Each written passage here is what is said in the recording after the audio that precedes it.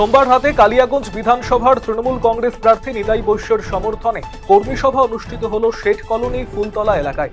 এদিন তৃণমূল প্রার্থী নিতাই বৈশ্য এবং শহর তৃণমূল সভাপতি সুজিত সরকারের হাত ধরে এলাকার 29 জন যুবক তৃণমূল কংগ্রেসে যোগদান করে। বিধানসভা নির্বাচনের আগে এই যোগদানের ফলে দলের শক্তি বৃদ্ধি হল বলে জানান তৃণমূল কংগ্রেস প্রার্থী নিতাই বৈশ্য।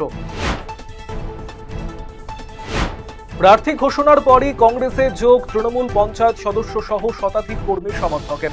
মালদার চাঁচলের মালতীপুর বিধানসভার জালালপুর গ্রাম পঞ্চায়েতের তৃণমূলের বর্তমান পঞ্চায়েত সদস্য সহ শতাধিক কর্মী সমর্থক যোগদান করলেন কংগ্রেসে। তাদের হাতে দলীয় পতাকা তুলে দেন উপস্থিত নেতৃত্ব। মালতীপুর বিধানসভার কংগ্রেস প্রার্থী মৌসম বেনিজির নূর সহ অন্যান্যরা উপস্থিত ছিলেন এদিনের কর্মসূচিতে।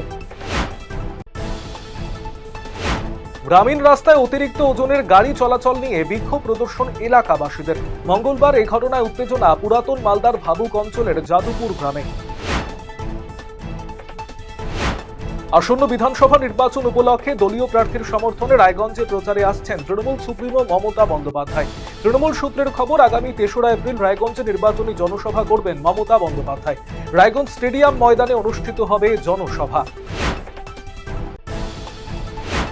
কংগ্রেসের পঞ্চায়েত সমিতির সদস্যার স্বামীর ওপর নৃশংস হামলা, অভিযোগ শাসক দলের বিরুদ্ধে। ঘটনায় চাঞ্চল্য মালদার চাঁচল থানার শাহবাজপুর গ্রামে। নির্বাচনের দিন ক্রমশ এগিয়ে আসতেই তেতে উঠছে রাজনীতি। উন্নয়ন বনাম অনুন্নয়ন নিয়ে রাজনৈতিক তরজার মধ্যে এবারে কালিয়াগঞ্জের সামনে এলো পতাকা ছেঁড়ার ঘটনা। অন্যদিকে এই ঘটনায় বিজেপির পাল্টা দাবি এসব তৃণমূলের সাজানো নাটক।